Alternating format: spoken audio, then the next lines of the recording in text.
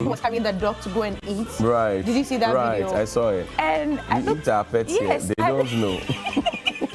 I looked, and I was looking at the comments and I said, no, but this guy, yes, I get it. Animal rights and all that, but do you know where you are? This is Ghana. This is us. Yes, dogs this is are, who we are. A whole delicacy for a whole Dogs, ethnic group. Cats. In fact, at some point, even at the vetting table, Anthony Cabo, who was a member of parliament for one of the communities out there, he said that he was going to set up, encourage the government to set up a dog factory. Are you joking? Yeah, because it's a delicacy. Yeah. Nandom, I should say. That's the constituency. Yes, it says we're going to start up a dog factory. I'm yet to see that dog factory, though. But he was serious. He was dead serious. Around the table, they were laughing. A dog factory. Yeah, but we joke too much in this country. We play too much. We play too much. But then again, you know, Johhnie, earlier one was speaking to George about the 19 boys who have been sodomized. Something came into mind, especially a few weeks ago when we brought that story of the Boystal Institute. Remember when the rep Bella was speaking to actually admitted that they have no facility at all for the girl child. Right. And one of the questions that lingered on my mind was, why don't you have anything of such for the girl child? And the answer was that girls normally between that age do not commit any crime. Do not offend. They don't do anything that probably the boys may do. Okay, fairly understandable. But in this day and age and where we are going, you may want to consider that. And I'm saying this in connection to, why is it okay that if it was 19 girls who had been raped, like you were saying, a lot of noise would have been made, which is beautiful. I mean, it's for the girl child. It's fine. But that's been the culture in Ghana, in Africa, and around the world. When it concerns the girl child, a lot of alarms are raised. Many people get talking, and then we get into action. Sometimes a little delayed, but yes, at the end of the day, action is taken. But these are 19 boys. And I would always ask, per our orientation as Ghanaians, once you're born a girl child or a female, you learn how to cook with all the enchanted toys that your mother will buy for you, the Barbie dolls, you start to carry them. I saw a video on Instagram the other day where, I don't know how old she was, but I think she was about 3 or 4, crying that she wants to get pregnant, she wants to have a baby. I don't know if you saw, she was literally crying that I think her auntie or something had a baby, and she's crying, Mommy, I want to have a baby. Adorable. Yes, because, and 3-year-old, per our orientation, we are prepared right from here to what your whole body is prepared for it. But who teaches the boy child to be a boy? That's a question I've been asking for decades. Who teaches the boy child? At least 2 decades now. I've been asking how we socialize the boy child along with the girl child. Yeah. I've been asking that question, and that answer doesn't seem to appear, because even in school, okay, I mean, let's face it. Yeah. If we're in the same class and we all score 90%, and there's just one spot for who is first in the class, which I think is backward anyway, because if we all have 90, what's the point? Yeah, what's the point? But if they had to choose who came tops for the term, I can bet that if there's a boy who had 90 and a girl who had 90, the teacher would give the post to the girl. I can bet my life. I've gone through it in primary school. I've gone through it in GS. Sometimes you go home feeling you do not know anything or you did not get it right. But you check your marks and you check that, because you check your class score, you check your midterm test, you check your exam score, and then you accumulate it. Yours is 90, hers is 90. So why is she first over you? You're asking yourself. I mean, but that's the kind of situation where, I mean, I've always insisted that gender is not woman. It's not. Because we started off from a point where the Ministry of Gender, Children and Social Protection was actually a ministry of women and children. Yeah. Then we moved away from it. Dare I say that after the likes of Ama Benuado and Gladys Asma, we really have not had ministers who bite from that ministry. We really have not had ministers who bite from that ministry. And it hurts me, because there's a particular reason we set up the ministry, and to empower the ministry, and to even give them deputies, chief directors, and to create various desks, and to allocate funding for them month on month, year on year, quarter on quarter. And it does appear that, oh, everything is okay, now so now the ministry's focus is who gets what school feeding project. That's what the whole idea is, who gets what school feeding project. And okay, so is it going to this women's organizer, and in this constituency or in this district, who is getting it? Sometimes the women organizers themselves keep some of the contracts to them, their chests, and start cooking, and so suddenly people become caterers all of a sudden. But we forget that there's a connection between nutrition and learning and teaching. If the child is malnourished, they can't concentrate, they can't learn, they can't absorb. There's a science to it. And I'm happy that this government likes to use science and data. There's a science to what you eat and which helps what you learn. There's a science to it. The pedagogical approach, whatever it is that comes together, it's a whole mix, which is why we decided that we're going to give children in school some food. One, because people in the rural areas were not coming to school because they didn't have food. So it would encourage them to so they will come to school. So the numbers are showing that people are coming to school. But then most importantly also, the meals are planned by nutritionists so that we know that it is helping their brain develop, because at that formative age, you need to help them to grow and grow well. But what do we see? And I'm saying that the ministry perhaps is focusing too much on just school feeding, which is a good thing. But there are other segments of society that are also counting on the ministry to deliver. I don't get it, but something really must be done. Something really must be done. And you know, look at the weight when it's Mother's Day, and look at the weight when it's Father's Day. There's a big gap that must be filled, and until we start to pay attention to it, that gap will continue to, and it will be big till a point where we'll not even be able to bridge that gap anymore. Listen, you as a society, just on the Mother's Day thing, and even in the church, I'm talking about the Orthodox churches. There's a whole Sunday dedicated to Mothering Sunday. It's called Mothering Sunday. In the UK, that's, if you like, their Mother's Day until the global one comes up. It's Mothering Sunday. Guess what? The United Nations, we were sitting at somewhere celebrating International Men's Day, which they had given to us. When they decided that they were going to have World Toilet Day, they put it on International Men's Day. To coincide with yours. I don't know what they mean. The attention has drifted from you. I don't know what they mean, but we were sitting at somewhere when you said, oh, celebrate International Men's Day, like we do International Women's Day, International Day of the Girl Child, International Day of Wine. We celebrate all those ones. Then we're sitting at somewhere, at our place, we're minding our business. And then they say, oh, International Toilets, then they pick it and they put it on ours. Something really suggesting that men are what? Anyway, we just hope that something will be done about it. I mean, we keep talking about equal rights, but if we do not distribute it evenly, there won't be anything as equal rights. And I'm advocating this morning. It's actually a bother.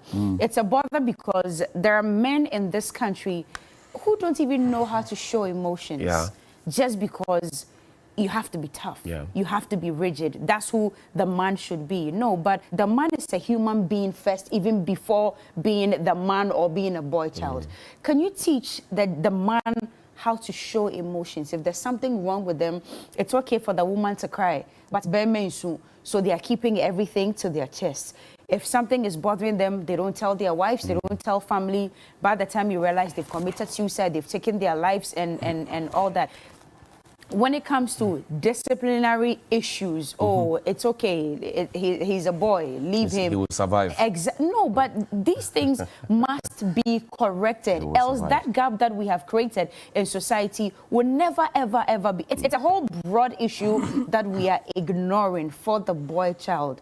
But until we start taking it seriously, that gap will forever remain in society. Okay, let's go to a futu because the Winneba guys are hosting the ECOWAS Parliament here. And for me, I think that I need to personally salute the Honorable Alexander Kwamina Afenyo-Marking, who's the MP for the Futu area, is also the Deputy Majority Leader. Fantastic organization so far. And I like the buzz the whole buzz that they put around it. Yesterday, I was having a chat with Baba of GMB 2017. She comes from that area. Right. So she's so proud. I call her Mikromni. And if you look at what they've done at Winneba, hosting them, infusing culture and tradition into it. They had their local band or choir, I don't know how they call that, Safo groups, be part of it. It's so beautiful. So beautiful. It was so nicely interwoven. And you're thinking that, okay, so why do we keep everything in Accra? Because if other parts of Ghana can host it, if Winneba can host it, if Efutu can host it, if they can have the capacity, if we could extend it, we could have facilities there that other places can also see develop. Because whether you like it or not, what's happening in Efutu right now is bringing businesses to Efutu. Yeah. People who are petty traders are going to sell. Money, employment. People who run hotels will make money. Yeah. People along the beaches will make money. So they're bringing some economic impact there, which is why I'm saluting the MP for the area. Because he thought deep and he didn't look at the limitations that Efutu had, but he decided to turn things around. So salute to you, Honorable Alexander Kwame Afenyomarking this morning. Amazing work you did there. And yesterday was World Bra Day.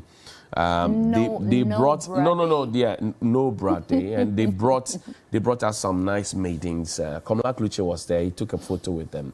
We sent him to go and look for news, and he was taking photos with the ladies, of the maidens with no bra. Yeah, but they were like they had ornamental designs on them. Yeah, it was beautiful. Pretty beautiful. Beautiful. But Komla Kluche's focus was there as well. Right. After picking the president's SOT, the Afenyomarking's SOT, and some other candidates from across Africa, he decided that was the place to, and he had his tag on.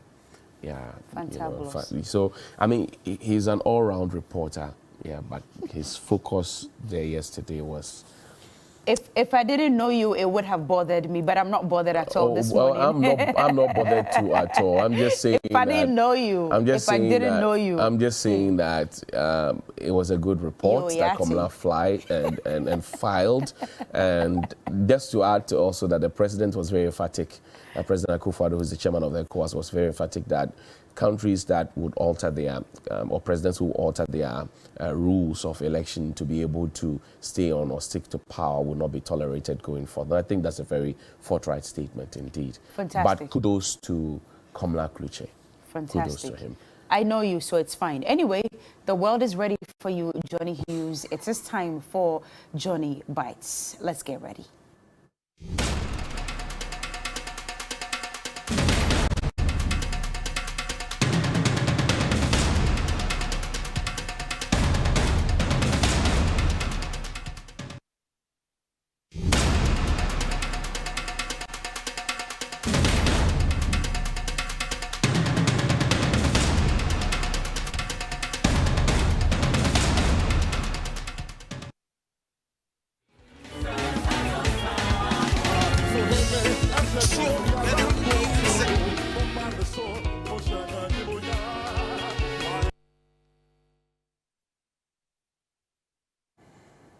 Good morning, fellow Ghanaians, and welcome to Johhnie's Bite. This morning, we're going to have a very, very, very important conversation.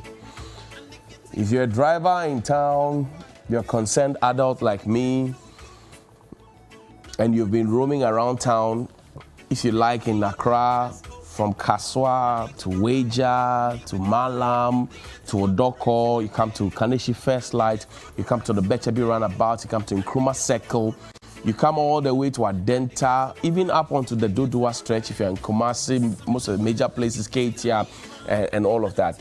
You would have noticed that there is a situation that is begging for our attention. And we are not paying attention to it because we think that, oh, for some of us, we have our children in the best of schools, we have the best of security, and we have everything figured out for us. Adam has a song. He says, the ghetto will arise one day. Asha in Nigeria says, one day the river will overflow. There will be nowhere for us to go. We will run, and run, wishing we had put out this fire. There's fire on the mountain, ladies and gentlemen. Good morning. Have you not seen the child beggars? The child beggars who have become de facto breadwinners. Child beggars, children. Please put the pictures up. Child beggars. Children who are begging either for survival, children who are begging because they are being forced to beg, children who are begging because they are homeless, children who are begging on the streets at every corner. The revelations are pointing that the increasing numbers, one is as a result of the returnees, or if you like, escapees from syndicates that want to traffic the children. Syndicates that want to traffic children. And parents who do not want to stay. Stay with this picture for me. This is a normal sight in Accra. This one is a normal sight. They are not Ghanaians, obviously, you can tell. These are not Ghanaians. But you can clearly tell two fully grown adults exploiting two children and asking them to go onto the streets at the risk of whatever vehicular accident could occur, at the mercy of the sun and the weather, and they go to beg while they sit down, sometimes under the shade, sipping tea and waiting for the children to bring money to them. They are not Ghanaians, so how did they get in? And who is watching them? I'm sure this has come to your attention, but typically of all of us, we are okay. It has not blown up in our faces here, so everybody is okay. We are all fine, as if nothing is happening. But this is a real-time bomb. This is a real-time bomb that will hit us so hard. The children are being treated with disdain. Look at this. This child was shy because the occupant of the vehicle started asking questions. Now, mommy worrying, now papa worrying, more papa yo, more mommy yo. And she felt shy. At that age, she felt so shy. Look at them. Look at the children. Child beggars. We had Vision 2020. We have F Cube, free compulsory universal basic education. We said that if you ever see a child of school-going age in this day and age in Ghana and they are not going to school, you have the right to pick the child up and then find their parents and then deal with the law and make sure their parents pay for their transgressions. How have we dealt with it? Look at the children. Right in the heart of the city, not just Accra. Go to Kumasi, go to Takrady, go to Tamale. The children are out there. Can't the authorities see? And earlier in April this year, the police had hinted that, we are going to clear the children off the streets and make sure that this menace stops because some of them are an offshoot of a syndicate and they are brought in here to come and collect money and blah, blah, blah. The police said that. I said, wow. What did the Social Welfare Department say? The Social Welfare Department also at the time said that, well, it will be counterproductive because when you pick the children off the streets, where are you taking the children? Do we have shelters? Do we have shelters? Do we have homes? Do we have them? What is our social protection standpoint in this country? The children of this age, look at them. Between 5, 6, 7, 8, 9, 10, some up to 12, some even younger than that, left on the street at the mercy of the weather to beg for money. So the children have now become breadwinners when in fact they are supposed to be taken care of. Guess what? The SDGs, of which our president is a co-chair, the UN SDGs, the Sustainable Development Goals, of which our president is a co-chair. The first SDG talks about ending poverty. Now we know that poverty has become a phenomenon in most countries. It looks almost impossible to end. But we have a duty. First rule, first SDG is to end poverty. Fourth SDG talks about education. And when I talk about some of these things, I get so emotional because Mr. Bright, Appeal of Child Rights International, has spoken and spoken and spoken, and nobody seems to be listening. There have been publications in the dailies, the Daily Graphic. We have done it here so many times at TV3. I've spoken about it so many times. It does appear that it enters through here and it goes out here like that. But when you listen to our ministers for gender, children, and social protection at the vetting table, you will be marveled. You will be amazed. Is it Adjoa Safo? Is it Cynthia Mamle Morrison? Is it Otiko Jaba? Is it Oye Bampoado? Who? Which one of them? You listen to them at the vetting table and you get so amazed. You think that, wow, this one is coming to do something. Only for ministers to get in and the situation worsens. Now, let me hit you with something. This morning, your children have taken their bath, correct? They have eaten their breakfast. They are happy calling you mommy and daddy. They are going to be sitting at the rear seats of your car. You will strap them with their seat belts. You will be telling them about the lessons of life. They could be listening to news or the music. They could be enjoying themselves. You could be teaching them a thing or two. But while you drive through town, I want you to have this at the back of your mind. You are going to drop off your kid. They will go through primary school, go through junior high school, go through secondary school, go through the university, maybe do a PhD, a master's, whatever it is, get a job or create jobs. They will grow, they will get money, they will build their own empires. But the children on the streets, show the pictures again, the children on the streets who will be in between the cars this morning, who will be knocking on your windshields, on your windows and asking you for money, who will be begging you that give them a coin or two. Show the pictures, please. Give them a coin or two. Those children.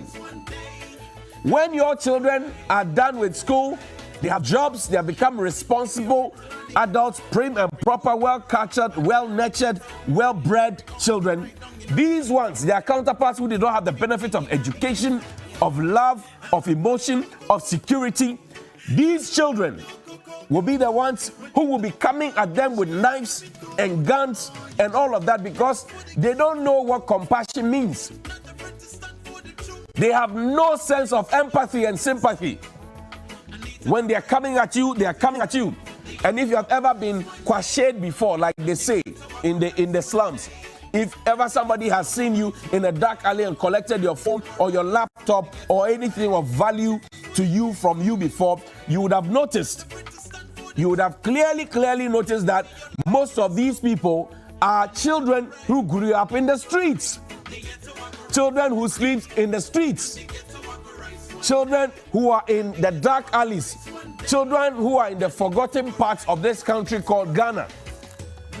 You see, the child is leaning on a vehicle and see there are two. There's a male, there's a female.